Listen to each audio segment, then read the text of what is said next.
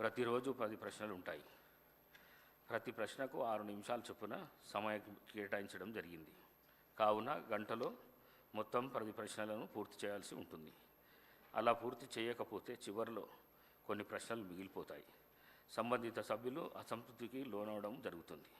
Question hour యొక్క ప్రాధాన్యతను దృష్టిలో ఉంచుకొని గౌరవ సభ్యులు సుదీర్ఘ ఉపన్యాసాలు చేయకుండా కేవలం ప్రశ్నకు సంబంధించిన అంశానికి మాత్రమే పరిమితమై మాట్లాడవలసిందిగా కోరుతున్నాను.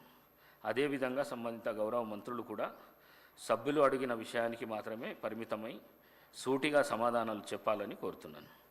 గౌరవ మంత్రులు మరియు సభ్యులు ఈ విషయాన్ని దృష్టిలో ఉంచుకొని వ్యవహరించి సభకు పూర్తిగా సహకరిస్తే నిర్దేశించిన సమయంలో అన్ని ప్రశ్నలు పూర్తి చేసుకోవడంతో పాటు తద్వారా రాష్ట్ర అభివృద్ధికి మేలు చేసిన వారు అవుతారు.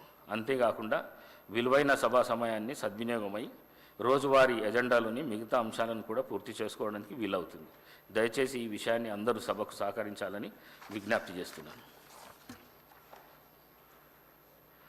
Question hour. మొదటి ప్రశ్న.